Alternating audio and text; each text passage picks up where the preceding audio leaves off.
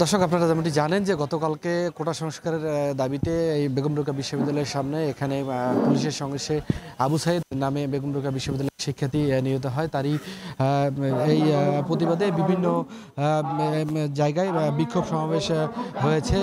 ইতিমধ্যেই ক্যাম্পাসের যে শিক্ষক রয়েছে তারাও এই আবু সাইদ হত্যার প্রতিবাদ জানিয়ে বিক্ষোভ সমাবেশ করেছে। পাশাপাশি এই গতকালকে অনির্দিষ্টকালের জন্য বন্ধের ঘোষণা দেওয়া হয় রংপুর বেগম রোকেয়া বিশ্ববিদ্যালয়। তার এই ধারাবাহিকতায় আজকে সকালে প্রশাসনের উপস্থিতিতে বেগম রোকেয়া বিশ্ববিদ্যালয়ের শিক্ষার্থী যারা রয়েছেন তারা হল ছেড়েছেন, সেটি আমাদেরকে জানিয়েছেন। পাশাপাশি একটা বিষয় আপনাদেরকে জানিয়ে রাখি যে আবু সাইদ নির্মমভাবে এই সংঘর্ষে নিহত হয়েছে, সেই আবু সাইদের জানাজার গ্রামের বাড়িতে পীরগঞ্জে সকালে দাপন সম্পন্ন হয়েছে।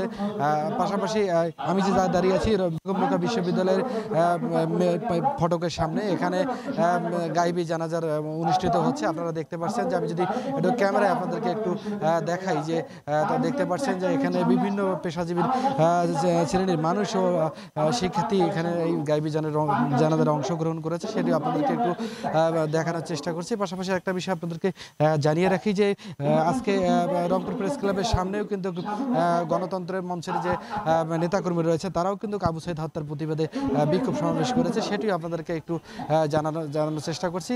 আরেকটা বিষয় আপনাদেরকে জানিয়ে রাখতে চাই যে এই রংপুর বেগম রোকেয়া বিশ্ববিদ্যালয়ের যে শিক্ষার্থী আবু সাইদ ইতিমধ্যেই তিনি পুলিশের সংঘর্ষে নিহত হয়েছেন। এই নিহতর ঘটনায় আজকে বিভিন্ন জায়গায় তার প্রতিবাদে সমাবেশ মানববন্ধন অনুষ্ঠিত হয়, সেটিও আপনাদেরকে একটু জানানোর চেষ্টা করছি। পাশাপাশি যে আপনারা দেখতে পাচ্ছেন যে এই বেগম রোকেয়া বিশ্ববিদ্যালয়ের সামনে মেন ফটকে গাইবি জানাজার এখানে অনুষ্ঠিত হচ্ছে। এই গাইবি জানাজারের মধ্যে দিয়ে তারা ইতিমধ্যেই জানিয়েছেন যে যতক্ষণ পর্যন্ত তাদের দাবি মেনে নেওয়া হবে না ততক্ষণ পর্যন্ত তারা রাজপথ ছাড়বে না। তারা ক্যাম্পাস থেকে বাড়ি ফিরলেও কিন্তু তাদের এই দাবি দেওয়া ধারাবাহিকতা অব্যাহত থাকবে।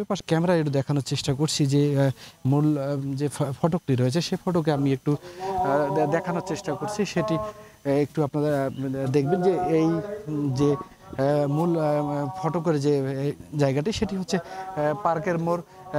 পার্কের মোড়ের যে স্থানটিতে। এখানেই কিন্তু গতকালকে এই দুর্ঘটনা ঘটে, এখানে নিহত হয় আবু সাইদ, সেটিও আপনাদেরকে জানানোর চেষ্টা করেছি। তবে এই গাইবি জানাজারের মধ্য দিয়ে শিক্ষার্থীরা একটা বিষয় জানিয়েছেন যে তাদের আন্দোলন যতক্ষণ পর্যন্ত বাস্তবায়ন হবে না ততক্ষণ পর্যন্ত তারা রাজপথ ছাড়বে না, সেটিও ইতিমধ্যে জানিয়েছেন। এখন গাইবি জানাজার শেষে তারা মোনাজাত করছেন, পাশাপাশি এই আবু সাইদের আত্মার মাগফিরাত কামনা করেছেন যেন এই আজকে এই আবু সাইদের যে গাইবি জানাজারের মধ্য দিয়ে তাদের আজকে দাবি দেওয়ার জন্য পূরণ হয়, সেটিও ওই মধ্যেই আমাদেরকে জানিয়েছেন। আমি আরেকটা বিষয় আমি জানিয়ে রাখতে চাই যে আমি যে জায়গাটা দাঁড়িয়ে আছি এটি ক্যাম্পাসের মূল ফটকের সামনে। এখানে এই একটু সামনেই কিন্তু গতকালকে যে কোটা আন্দোলন সংস্কারের দাবিতে নির্মমভাবে আবু সাইদ নামে এক শিক্ষার্থী নিহত হয়, সেটিও ইতিমধ্যেই জানিয়েছেন। তবে এই ঘটনার সঙ্গে কারা জড়িত আছে সেটিও দেখবেন এই বেগম রোকেয়া বিশ্ববিদ্যালয়ের প্রশাসন, সেটিও জানিয়েছেন। পাশাপাশি রংপুর মেট্রোপলিটন পুলিশের পক্ষ থেকে একটি মামলা করা হয়েছে, মামলা 3 সদস্য বিশিষ্ট একটি কমিটি গঠন করা হয়েছে। কীভাবে কেন এই হত্যা হলো সেটি তদন্ত করে তারা দেখবে, এটিও আমাদেরকে জানিয়েছেন Rangpur metropolitan police commissioner Moniruzzaman. এই ছিল বেগম রোকেয়া বিশ্ববিদ্যালয়ের সামন থেকে আমার কাছে কোটা সংস্কার আন্দোলনের প্রতিবাদে ও আবু সাইদের গাইবি জানাজারের সর্বশেষ তথ্য। Abdur Rahman Rasel, Global Television, Rangpur.